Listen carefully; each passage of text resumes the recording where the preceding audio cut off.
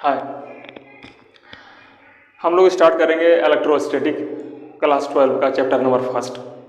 Electrostatic start करने से पहले कुछ बेसिक पॉइंट्स हैं जिनके बारे में जाने हम, तो हमें सब्जेक्ट पढ़ने में इंटरेस्ट पैदा होगा। तो हम लोग जानते हैं कि हमारे नेचर में 4 टाइप के फंडामेंटल फोर्स हैं: strong force, weak force, electromagnetic force and gravitational force. तो अभी तक हम लोगों ने सिर्फ ग्रेविटेशनल फोर्स के बारे में ही जानकारी है हमारे पास। 8th क्लास से ही शायद हमें फोर्स ऑफ ग्रेविटी के बारे में थोड़ा बहुत आइडिया लगने लग जाता है। तो ग्रेविटेशनल फोर्स के बाद हम दूसरा जो फोर्स है इलेक्ट्रोमैग्नेटिक फोर्स अभी हम पढ़ने जा रहे हैं। और ग्रेविटेशनल फोर्स के बारे में हम जानते हैं कि वह मास के बीच में लगने वाला फोर्स है, लेकिन यहाँ पर इलेक्ट्रोस्टैटिक और इलेक्ट्रोमैग्नेटिज्म में जो फोर्स क्रिएट होगा, फोर्स लगेगा बॉडी के बीच में, उनके लिए बॉडी का चार्ज होना बहुत ज़रूरी है। तो हम ग्रेविटेशनल के बाद ये हमारा दूसरा टाइप ऑफ फोर्स है जिसको हम पढ़ने जा रहे हैं। और बाकी बात 2 फोर्स जो स्ट्रॉन्ग फोर्स और वीक फोर्स, ये हमारा मॉडर्न फिजिक्स का पार्ट है, जहाँ पर वीक फोर्स डीके पार्टिकल के लिए जिम्मेदार होता है और न्यूक्लियर बॉन्डिंग के लिए जो न्यूक्लियस के अंदर जो न्यूट्रॉन, प्रोटॉन, ये सब न्यूक्लियंस होते हैं, उनको बाइंड करने के लिए जिम्मेदार है। स्ट्रॉन्ग फोर्स जैसा कि नाम है वो सबसे ज़्यादा स्ट्रॉन्ग है। अगर हम कंपैरिजन में देखें इन चारों फोर्स के तुलना में, तो स्ट्रॉन्गेस्ट फोर्स है। तो हम स्टार्ट करते हैं अपना टॉपिक इलेक्ट्रोस्टैटिक्स।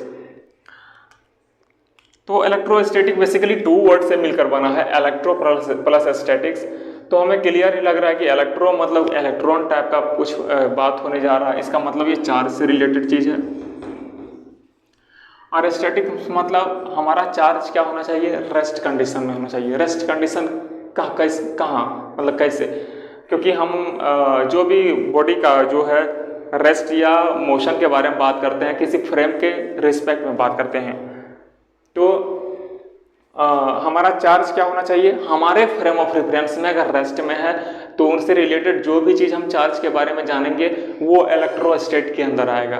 ओके, तो चार्ज में हम ऑब्जेक्ट लिख देते हैं। Object is at rest in our frame of reference.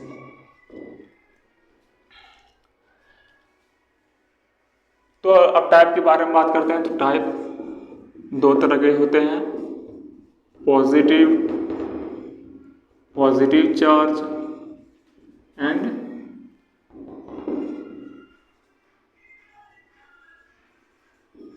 Negative charge.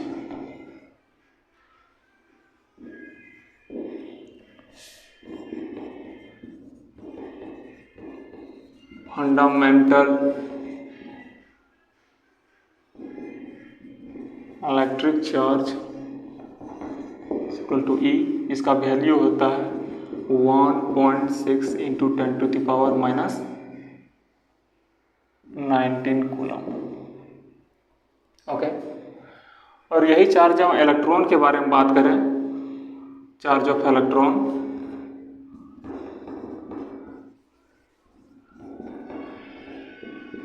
Electron इस माइनस के साथ आ जाता है। यही वैल्यू जब माइनस के साथ आता है तो वो इलेक्ट्रॉन का चार्ज हो जाता है। और जब चार्ज ऑफ प्रोटॉन, शॉर्ट में लिखता हूँ क्योंकि हम लोग में से सबको जानते हैं, इसको इलेक्ट्रॉन कहते हैं, इसको प्रोटॉन कहते हैं। तो 1.6 इंटू 10⁻⁹ कूलम। लेकिन हम मास के बारे में बात करें, इलेक्ट्रॉनिक मास के बारे में, तो ये होता है 9.1 into 10⁻31 kg and mass of proton is equal to 1.6, इसके 1.6 और वो है 72 इंटू 10⁻27 kg। यानी इस इलेक्ट्रॉनिक मास ऑफ इलेक्ट्रॉन से मास ऑफ प्रोटॉन 1000 टाइम्स ग्रेटर होता है।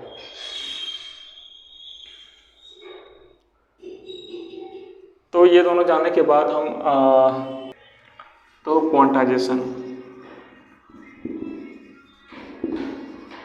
क्वांटाइजेशन ऑफ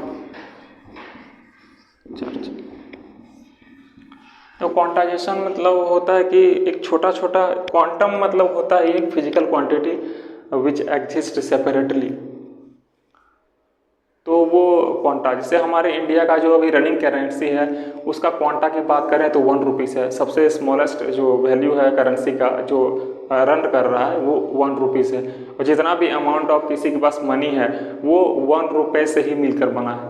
लेकिन कुछ साल पहले, 5-10 साल पहले 50 पैसा भी एग्जिस्टेंस में था। उस समय क्या होता कि क्वांटा ऑफ करेंसी हमारे इंडिया का 50 पैसा होता, और जो भी पैसा किसी के पास होता हम उस 50 पैसे के कॉम्बिनेशन में देख सकते थे। तो कहते कि जो हमारा करेंसी है वो क्वांटाइजेशन फॉलो कर रहा है और उसका क्वांटा जो है 50 पैसा है। लेकिन फिलहाल अभी क्वांटा हमारे करेंसी की बात करें तो 1 रुपीज़ है। उसी तरह क्वांटाइजेशन ऑफ चार्ज में क्या होता है कि एक सेपरेटली एग्जिस्टिंग एक चार्ज होता है और उससे छोटा चार्ज एग्जिस्ट नहीं कर सकता है। सेपरेटली वर्ड मैं यूज कर रहा हूँ कि सेपरेटली उसको रख दिया जाए तो वो एग्जिस्ट कर सके, या सेपरेट वो उसका एग्जिस्टेंस हो। तो क्या होता है कि जो क्वांटाइजेशन ऑफ चार्ज में छोटा सा चार्ज जो एग्जिस्ट करता है उसी के मल्टीपल में, उसी के कॉम्बिनेशन से बिगर चार्ज या बड़ा चार्ज जो है बनता है।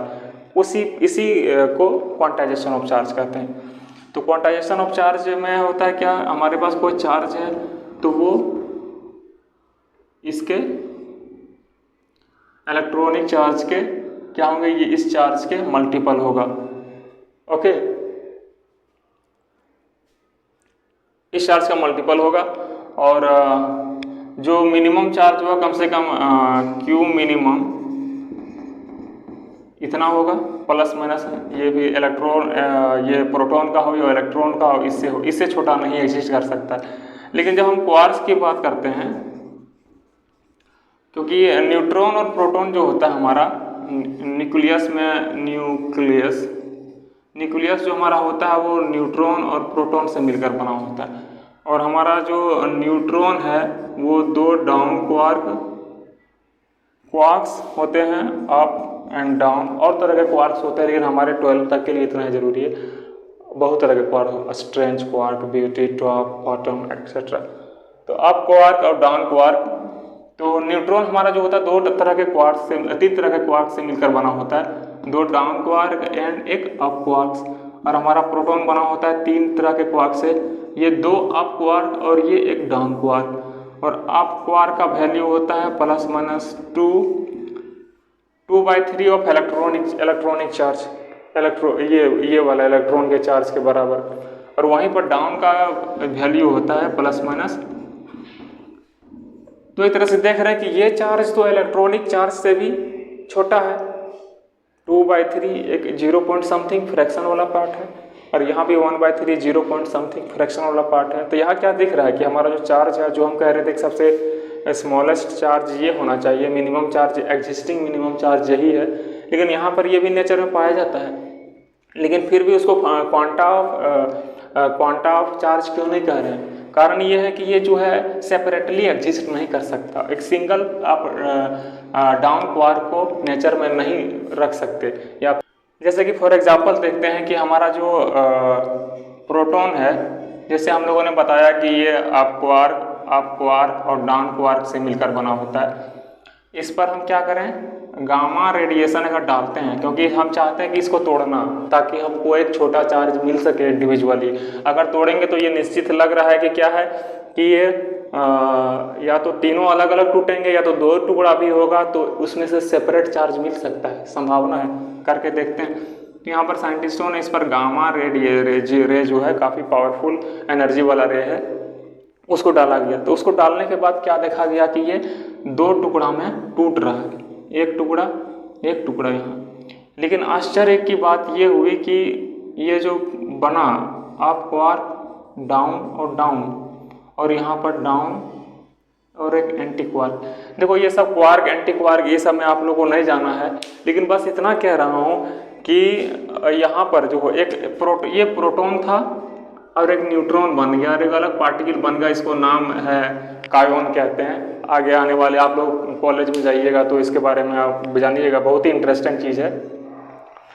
तो हम प्रोटॉन पर गामा रे डाल रहे हैं, क्यों? क्योंकि ये तोड़ सके, हमको छोटा से छोटा चार्ज मिल सके, इलेक्ट्रॉनिक चार्ज से भी छोटा चार्ज मिल सके, प्रोटॉन वाले चार्ज से भी छोटा चार्ज हम चाहते हैं। इसलिए क्या किए, इस पर गामा रेडिएशन हम डालने के बाद क्या हुआ, इसको एनर्जी दिए तो एनर्जी से ये फटा। तो देखें कि ये 3 चार्ज के जगह से हमको 2 और 1 का कॉम्बिनेशन या दिखना चाहिए था, या सिंगल 1-1 का दिखना चाहिए था, लेकिन देखने को मिला क्या, टोटल हमारे पास 5 क्वार्क मिले हैं। एक जो है प्रोटॉन न्यूट्रॉन में कन्वर्ट हो गया, जिसमें कि एक 2 डाउन क्वार्क और एक अप क्वार्क मिला, और दूसरी ओर एक डाउन क्वार्क के साथ एंटी क्वार्क आ गया, मतलब एनर्जी का मास में कन्वर्सन हो गया। ये सब पार्टिकल के मास है कुछ ना, तो हम एनर्जी का जो आइंस्टाइन का आगे चल कर देखिएगा, मास एनर्जी कंजर्वेशन, या जो फार्मूला E बराबर mc², हाँ E बराबर mc², ये जो देखते हैं एक्चुअली एनर्जी का मास में कन्वर्जन, तो ये दिख रहा है। तो वो अलग टॉपिक है, लेकिन हम बस ये कंसंट्रेट करना चाह रहे हैं कि हम जो सेपरेट आशा कर रहे थे कि हमको एक सेपरेट क्वार्क मिले जिसका चार्ज जो है इलेक्ट्रॉनिक चार्ज से छोटा है, लेकिन हमें ऐसा मिला नहीं। और इन सब को फिर से जोड़ के देखें तो इलेक्ट्रॉनिक चार्ज के से बराबर हो या उससे ज़्यादा ही होगा, उससे छोटा चार्ज हमें नहीं मिलेगा।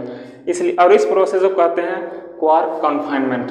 तो ये आगे आने वाली बातें हैं, लेकिन हमें एक चीज़ तो क्लियर हो गया कि इससे जो है इलेक्ट्रॉनिक चार्ज से छोटा चार्ज नेचर में एग्जिस्ट नहीं कर सकता, और जो भी चार्ज हमारे पास होगा इन्हीं इलेक्ट्रॉनिक चार्ज ई चार्ज के कॉम्बिनेशन में ही होगा। इसी को कहते हैं क्वांटाइजेशन ऑफ चार्ज। क्वांटाइजेशन मतलब छोटा सा चार्ज का ही मल्टीपल चार्ज हमारे पास होगा, या तो वो प्रोटॉन के साथ मल्टीपल में हो या इलेक्ट्रॉन के साथ मल्टीपल में हो।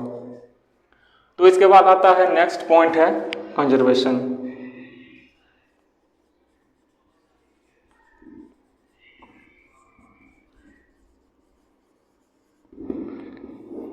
कंजर्वेशन का लॉ बहुत सारा हम पढ़ चुके हैं, angular momentum conservation, linear momentum conservation, energy conservation etc। तो अगर हम बात तो इसमें क्या होता है कि अगर हमारे पास एक कोई सिस्टम है, वो आइसोलेटेड है सराउंडिंग से, या फिर कहीं क्लोज सिस्टम है, दोनों का मतलब सेम होता है। तो क्लोज सिस्टम है तो सिस्टम के अंदर हमारा इनिशियल कंडीशन में जो चार्ज था, मान के चलो हमारे सिस्टम के पास 2 ऑब्जेक्ट है और दोनों ऑब्जेक्ट के पास कुछ डिफरेंट चार्जेस हैं, तो कुछ समय के बाद अगर हम चाहेंगे उनसे कुछ चार्ज का एक्सचेंज करवाना, तो आफ्टर एक्सचेंज फाइनली हमारे पास जो चार्ज बचेगा उस सिस्टम का उतना ही होगा जितना पहले था, बशर्ते बाहर से कोई इंटरफेयर ना किया गया हो, एक्सटर्नल एजेंट, एक्सटर्नल एक्टिविटी इसमें एब्सेंस हो। जिस तरह से हम पढ़ते थे एंगुलर मोमेंटम और लीनियर मोमेंटम में कि अगर एक्सटर्नल फोर्स एब्सेंस हो, एक्सटर्नल टॉर्क एब्सेंस हो, तो हमारा लीनियर मोमेंटम और एक्सटर्नल टॉर्क के लिए एंगुलर मोमेंटम कंजर्व होगा। उसी तरह अगर एक्सटर्नली उस चार्ज को डिस्टर्ब ना किया जाए, जो हमारे सिस्टम में है, तो हमारा सिस्टम का चार्ज एज इट इज रहेगा, यानी इनिशियल कंडीशन और फाइनल कंडीशन में जो नेट चार्ज था, टोटल चार्ज था, वो उतना ही रहेगा।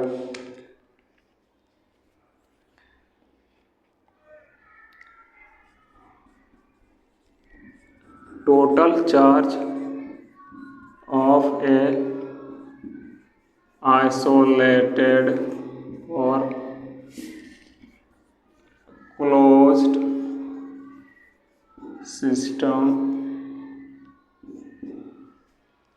इज कांस्टेंट, ठीक है।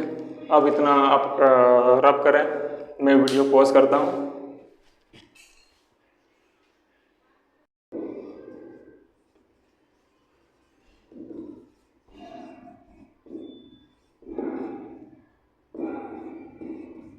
देखो चार्ज की बात करते हैं तो जो फोर्स काम करता है वो लाइक चार्ज में अपोज करता है, रिपेल करता है एक दूसरे को, और अपोजिट चार्ज में अट्रैक्ट करता है। पहले भी हम लोग बात कर चुके हैं, फिर भी लिख लेते हैं। Unlike charges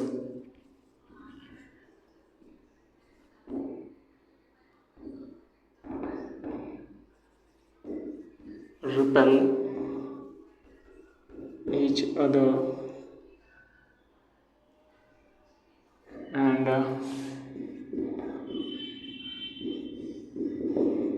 opposite charges attract each other। यानी हमारे पास अगर पॉजिटिव पॉजिटिव हो, पॉजिटिव पॉजिटिव हो, ऊपर में पॉजिटिव ऊपर में पॉजिटिव, या फिर नीचे में नेगेटिव नीचे में नेगेटिव, है ना, एक साथ लिख दे रहे हैं ताकि बार बार चीज़ें जो है वो ना हो। तो ये क्या होगा, अगर 1 and 2 है, force and 1 by force and 2, force and 2 by 1, force and 1 by 2। देखो ये फोर्स है, चूंकि ये वेक्टर क्वांटिटी, इसके पास डायरेक्शन मैग्नीट्यूड दोनों है, लेकिन हम मैग्नीट्यूड की बात करें तो वो रिपेल करता है। देखो रिपेल दिख ही रहा है, ठीक है, रिपेल कर रहा है। और अगर वो अपोजिट चार्ज है, अगर यहाँ माइनस है और ये वाला प्लस है, अगर ये प्लस होगा तो ये वाला माइनस है, उस कंडीशन में क्या होगा, ये फोर्स ऑफ अट्रैक्शन काम करता है। Force N 1 by 2, force N 2 by 1। हम एरो हेड से देख सकते हैं कि वो अट्रैक्शन फोर्स काम कर रहा है यहाँ पर, और वहाँ एरो हेड से रिपल्सन फोर्स काम कर रहा है। तो इन दोनों चीज़ को जानने के बाद हम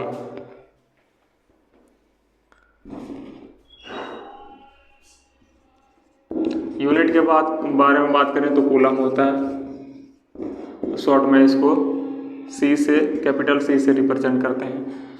और हम 1 कूलम के बारे में जानना चाहें तो क्या होता है, 1 एम्पियर टाइम्स 1 सेकेंड। ये कैसे आया, हम करंट का डिफिनीशन जानते हैं, ये charge flow per unit time ये होता है।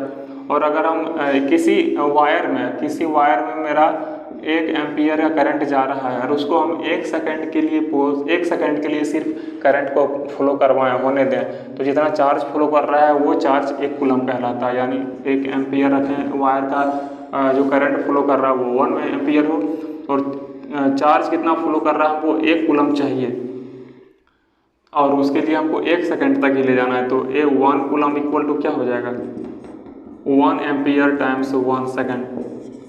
तो यहाँ से ये आया। उसके बाद conservation unit of charge unit भी जान गए हैं। तो न्यूट्रल बॉडी और पॉजिटिव बॉडी क्या होता है ये देख लेते हैं।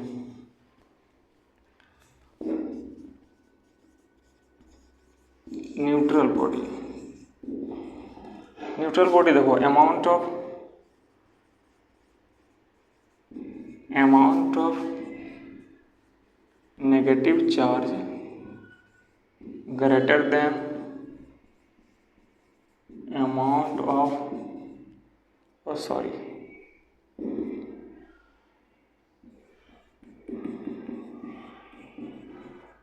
अगर इलेक्ट्रिक चार्ज पॉजिटिव चार्ज और नेगेटिव चार्ज अमाउंट में बराबर हो तो क्या होगा, वो न्यूट्रल होगा। यानी n नंबर ऑफ हमारे पास चार्ज है और जितना इलेक्ट्रॉन का चार्ज है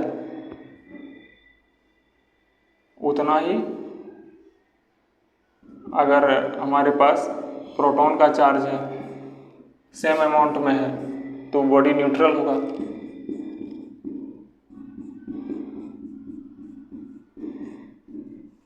क्योंकि इसका वैल्यू जितना होगा उसका वैल्यू उतना ही होगा, लेकिन नेगेटिव साइन के साथ आएगा 1.6 into 10 to the power -19 coulomb plus 1.6 into 10 to the power -19 coulomb, दोनों को ऐड करेंगे तो 0 होगा। तो वो न्यूट्रल बॉडी के बारे में होगा। Positive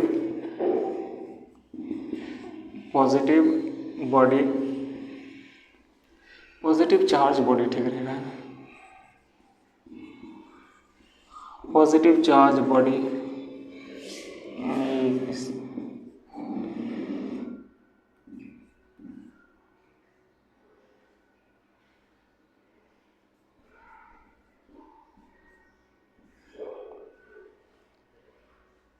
amount of positive charge greater than amount of negative charge.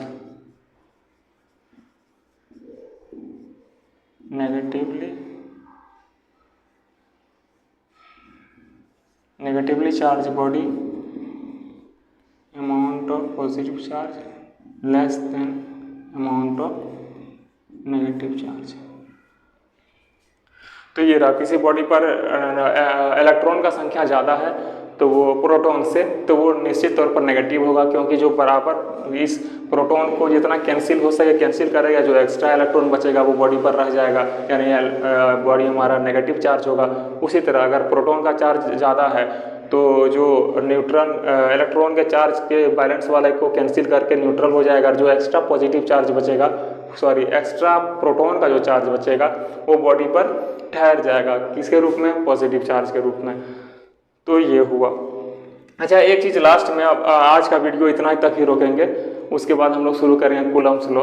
तो एक चीज़ है कि जो हम यहाँ पर फोर्स की बात कर रहे हैं कि like charges oppose and opposite charges attract, यहाँ पर हाँ रिपेल एंड अट्रैक्ट। तो एक्चुअली बीच में ऐसा क्या होता है कि ये एक दूसरे को रिपेल करते हैं, क्योंकि हमको कुछ दिख नहीं रहा होता है। तो वो कौन सा कारक है, कौन सा कारण है उसके पीछे जो ये रिपेल और अट्रैक्ट करता है, तो हम नेक्स्ट लेक्चर में देखेंगे, जो हम कूलम्ब्स लॉ पढ़ेंगे तो वहाँ हम बताने की कोशिश करेंगे। एक्चुअली ये 12th क्लास में नहीं है कि ये दो चार्ज आपस में फोर्स लगा रहा है, वो कैसे लगा रहा है। अगर आप लोगों में से कुछ पढ़ा होगा तो आप लोग सोचेंगे कि ये फील्ड लाइंस के वजह से है, फ्लक्स के वजह से है। एक्चुअली फील्ड लाइंस नाम का चीज़ नहीं होता नेचर में, वो हमें 12 स्टैंडर्ड के बच्चों को समझाने के लिए हाइपोथेटिकल चीज़ है। तो एक्चुअली क्या होता है, क्यों चार्जेस एक दूसरे पर फोर्स लगा पाते हैं, कौन सा ऐसा अंदर से कुछ निकलता है जो कि उसको पुश या पुल करता है, उसके बारे में हम लोग नेक्स्ट वीडियो में देखेंगे। तब तक आप खुश रहें, मस्त रहें। नमस्कार।